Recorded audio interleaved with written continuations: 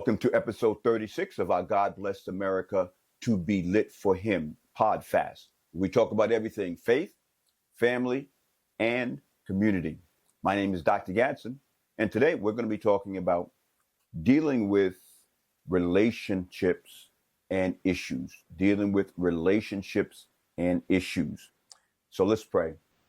Father God, thank you this morning for our devotion, for us to come together, for us to pray, for us to open our hearts and our minds and our eyes to your word. Thank you for our time that we can spend with you before we begin our day. And we'll give you the praise. In Jesus' name we pray. Amen. This morning, our morning affirmation is, if you want to do great things, sometimes you need silence, stillness, solitude, not because you're running from the world, but because you're running towards something greater. The greatness in your needs space. The greatness in you needs space to breathe, to stretch, to strategize. Let them call it isolation. You know it's elevation. While they stay busy chasing noise, you're listening to your spirit, tapping into the wisdom only the quiet can reveal. This time, use this moment, set goals that don't just change your life, but shift your legacy. The world will catch up, but for now, go within and rise. May God add a blessing to that affirmation. Today's devotion is found in Galatians 5:15, and we're going to be talking about relationship and its issues. And all of us know who are in a relationship, whether it be friends, whether it be a marital relationship, whether it be working relationships, that all worthwhile relationships are going to have problems. You're going to have issues. And I emphasize worthwhile because there are some relationships that are strewn with problems because they're not worthwhile. Maybe it's because they're illegal. So if you're in an illegal relationship, maybe you are in a group of people who are robbing banks or embezzling money or selling drugs or doing a number of illegal things. Those relationships are not worthwhile to be in. And the problems that you're going to face are going to be many and a myriad of them. Maybe you're in a relationship that's an immoral relationship. It's immoral because you're living with someone else's wife or husband, or you are committing immorality with someone, and that's the only thing that the relationship is about. It's going to be strewn with problems. Maybe the relationship is unbiblical, that as a believer, God says that you should not be in this type of relationship or relating to these type of people. It could be an unhealthy relationship where you're in a relationship where there's just abuse, where there's just hatred, where there is just animosity. And so all of these type of relationships are not worthwhile. So let's just begin with the aspect of you are a believer and that you understand that God is your Father, Christ is your Savior, and within that relationship, you understand that you are a child of God, whatever relationship you're within. And so while you're in that relationship with God, God, just like your father, or even me as a father, you're going to love those who you're in relationship with, and you're going to seek to discipline or chasten them. And I'm talking in a family relationship as father and children. So in Hebrews 12, verse 6, it reads, "For whom the Lord loves, he chastens and scourges every son whom he receives." This idea of scourging, it comes from child training. It talks about disciplining. It talks about that there is a place for discipline. We're not talking about punishment and beating. We're talking about discipline, a correction, a development of the character. It also, we see the same verse found in Proverbs chapter 3, verses 11 and 12. We read, "My son, despise not the chastening, the corrections, the instructions, the discipline of the Lord, neither be weary of those corrections." And it says in verse 12, "For whom the Lord loves, he correcteth or chastens, even as a father the son in whom he delights." And so, as a father of raising 8 children, I've spent much time correcting and instructing and disciplining my children in the desire not to punish them, but the desire to build and to shape their character. And that's what God is doing as you are in relationships with Him, that He is helping you to mature and to grow. So, to ensure that the problems that you are facing are not coming to you from God and the discipline as a part of disciplining you, you need to confess your faults to God. And sometimes you need to, the Bible says also you need to confess your faults to one another, to those who you are in relationship with, so they know your issues and they know that you're dealing with problems, and you confess them to God and you call what God calls as sin, sin. You don't sugarcoat it. You don't hide it. You confess it to God. And if needs be, you confess it to those whom you're in relationship with, so you can grow together. So number 2, when you're in a relationship with someone, problems are going to be inevitable. It's just a part of being in a relationship. Because if you're in a relationship with someone, each one comes to that relationship with problems.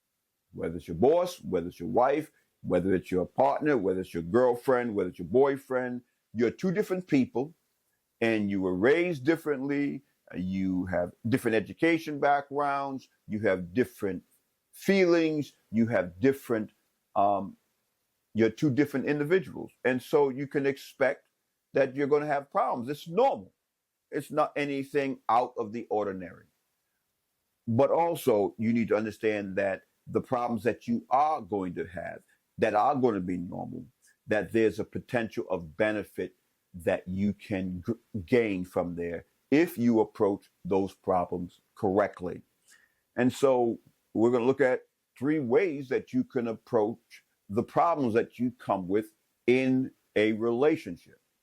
And those 3 ways begin with what I call the avoid style, or the don't rock the boat style. And if you're in a relationship like this, this is where someone is burying their feelings.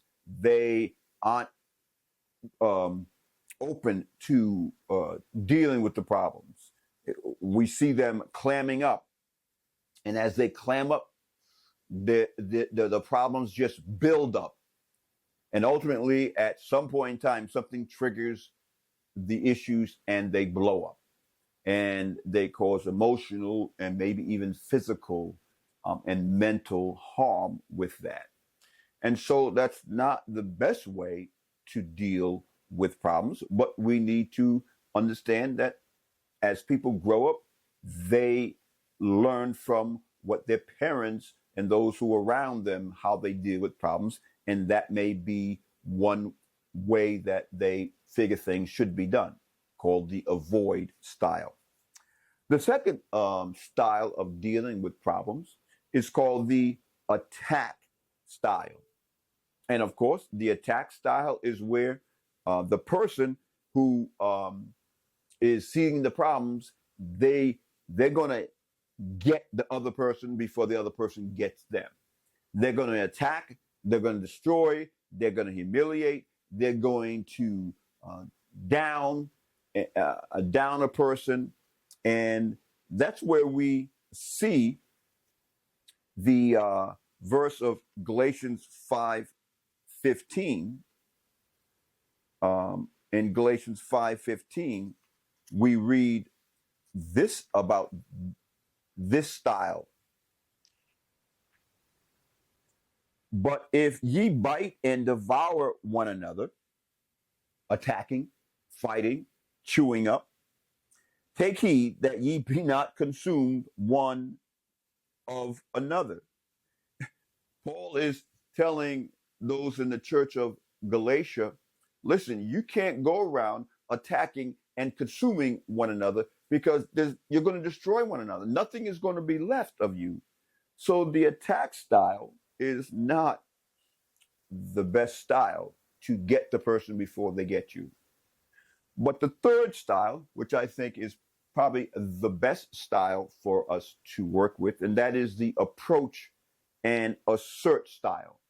And that's simply the style that says that there is no price too high to pay to maintain a worthwhile relationship. The approach style says that there's no price too high to pay to maintain a worthwhile relationship. And here in this approach style is where you approach and assert the issue. You approach the issue. What is the problem? Not the person. You don't attack the person. You look at the issue and you raise the issue. And I found in raising my children and working together with my wife that this is the best approach when you're working with children and you're also working in establishing your relationship. And so one of the best things to do is to have a devotional time with your family so that you communicate to them the issues that are problems, the issues that are things that you want to talk about and you want to raise. You don't have to name names, but you are dealing with the issues. And that's the importance of having a devotional time, because God is going to help you to see issues that you have. And so when he reveals those issues to you, you need to surrender them to God. And you need to say, God, this is an issue with me. And you need to confess to him. And if you have wronged someone, then you need to confess to them so that you are maintaining and strengthening the relationship. And so dealing with relational issues is part of life. It's part of relationships. And hopefully you will choose the best style to be able to help to deal with the issues and not to attack the person. So in our devotion this morning, we have looked at Galatians 5:15, Hebrews 12:6, and Proverbs 3:11 and 12. And what have we learned? We've learned that problems are normal in worthwhile relationships. And the best method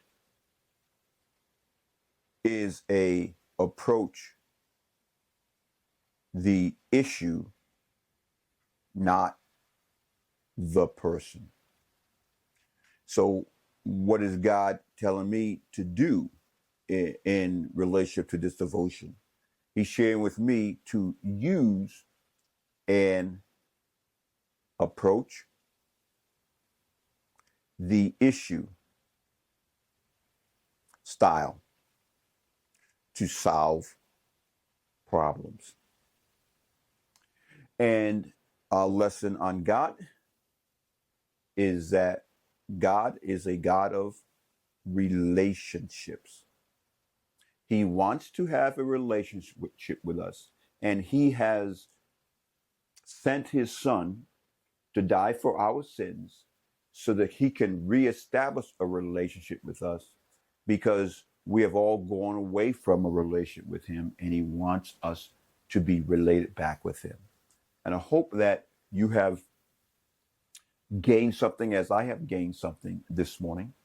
And if you want to put any comments down in the comment section, go ahead and do that. We'll be glad to answer those. But until then, let's look at some things that we can pray for and ask God for, and some praises. And if you want to put down some praises in the comment sections, feel free to do that. And some prayer requests, I'll be glad to pray for you. So I want to praise the Lord this morning for getting me up. Praise the Lord for the affirmation that I was sent from my niece this morning. And I also want to pray for our meeting. My niece is putting together a journal of affirmations that are encouraging Black men, and they encourage me, and I'm helping her to put this journal together. And we look forward to a meeting that we'll be having today. And I need to make sure I send her the invitation this morning via Zoom. So let's close in a word of prayer and ask God's blessing on our morning and your morning. Father God, I give you the praise. I thank you for getting me up this morning. And I thank you, Lord, that I could say to the Lord that I have learned, and I am guilty of the avoid style, Father. Don't rock the boat. And I know, Father, Lord, that's not the best way to go, to clam up and to build up and to blow up. And I confess that those have been styles I've learned.